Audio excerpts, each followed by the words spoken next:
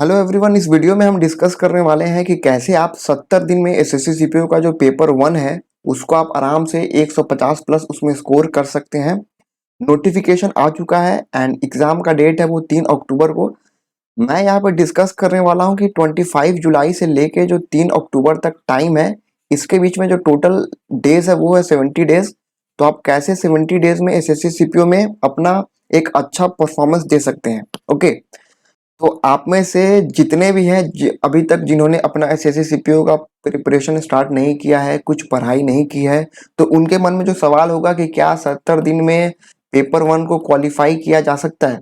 जी हाँ, बिल्कुल क्वालिफाई किया जा सकता है। बिग यस, ठीक है, एकदम आप ये क्वालिफाई इस पेपर को आराम से कर सकते हैं 70 दिन में, धीरे धीरे एकदम इजी वे में। ठीक है, जो पेपर 1 का जो हमारा टारगेट स्कोर रहेगा वो रहेगा 150 प्लस मार्क्स का।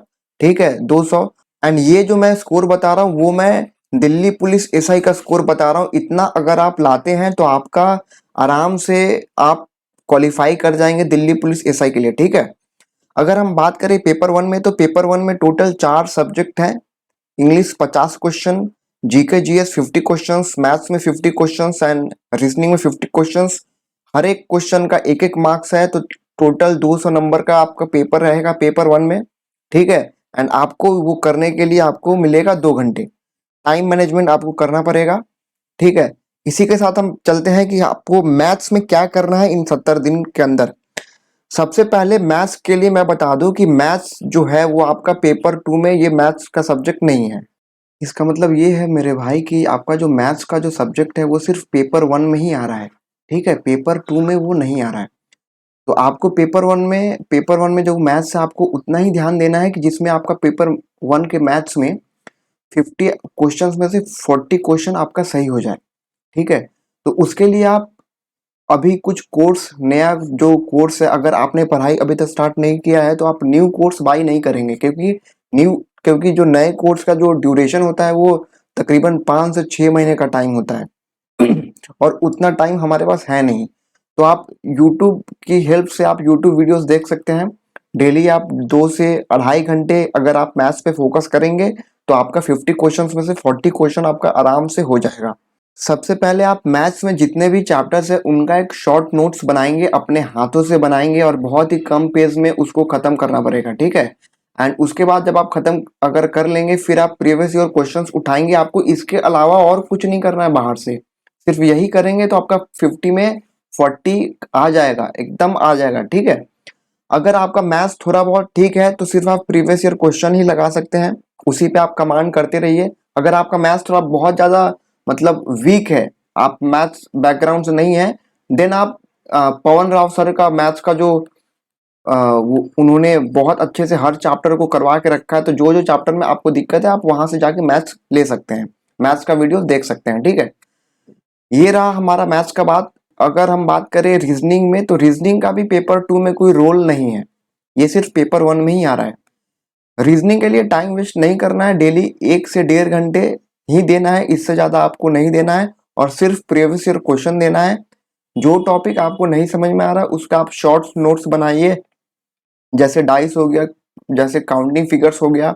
ठीक है, एंड इसमें आपको 50 क्वेश्चन में से 45 प्लस आपको लाना ही पड़ेगा। रीजनिंग में बहुत ही लिमिटेड चैप्टर्स है। ठीक है, तो आपको जो जो चैप्टर नहीं समझ में आ रहा है उसको आप यूट्यूब पे जाके आराम से देख सकते हैं। ठीक है, 30 से 35 मिनट में आपका वो चैप्टर, वो टॉपिक जो आपको नहीं समझ में आ रहा है वो कंप्लीट हो जाएगा, कोई दिक्कत नहीं है उसमें।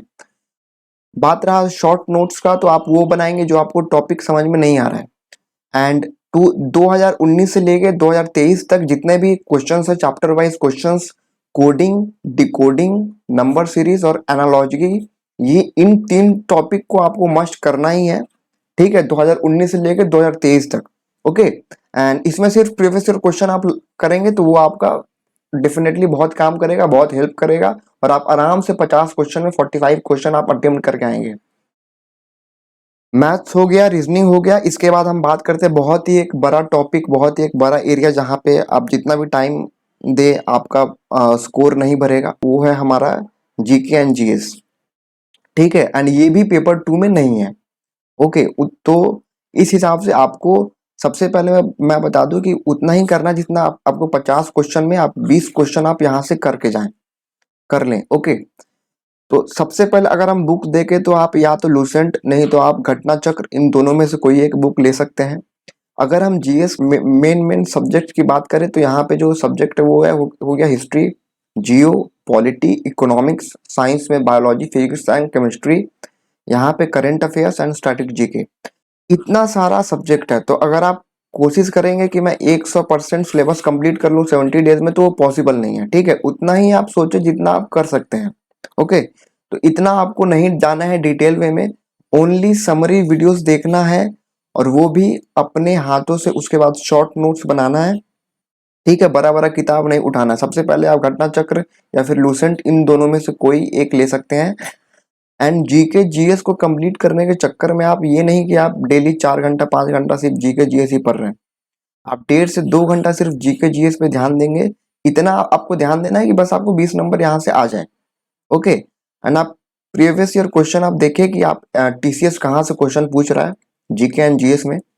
ठीक है, एंड आप यहाँ पे जो स्टैटिक जीके है आप इस पे ध्यान देंगे, जैसे कि हो गया यहाँ पे बुक्स एंड ऑथर्स।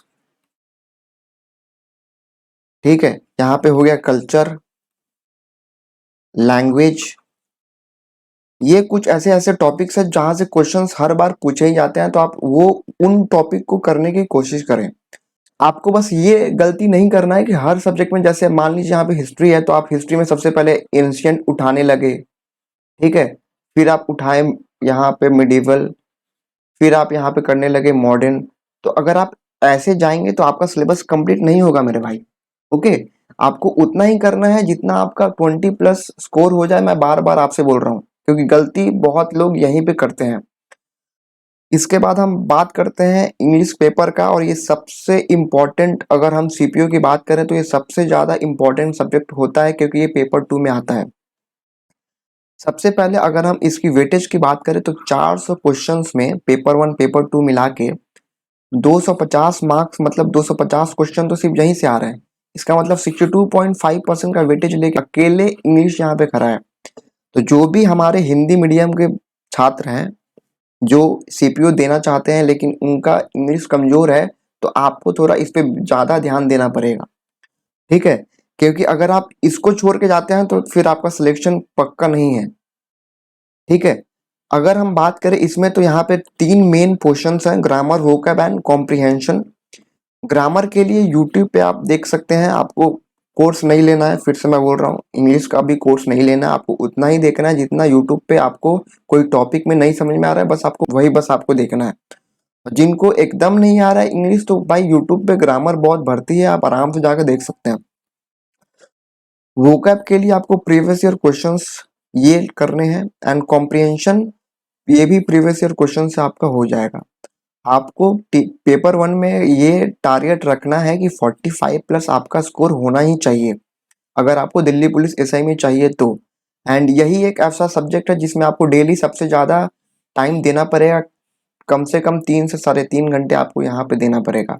इंग्लिश के लिए मैं एक डिटेल्ड स्ट्रैटेजी वीडियो पेपर 1 और पेपर 2 दोनों को लेके बहुत जल्द लेके आ रहा हूँ, 1 से 2 दिन में ही वो आ जाएगा। वो वीडियो मैं डाल दूंगा कि कैसे आपको क्या करना है। ये बात आप याद रखिए कि अगर आपको सिलेक्शन लेना है तो सिलेक्शन इंग्लिश ही दिलाएगी। तो मोटा मोटा बात ये है कि इन 70 दिनों में आपको रूम से बाहर नहीं निकलना है। अगर आप रूम से बाहर निकलते हैं तो आपका सिलेबस कंप्लीट नहीं होगा, देन आप रेस से ऐसे ही बाहर है।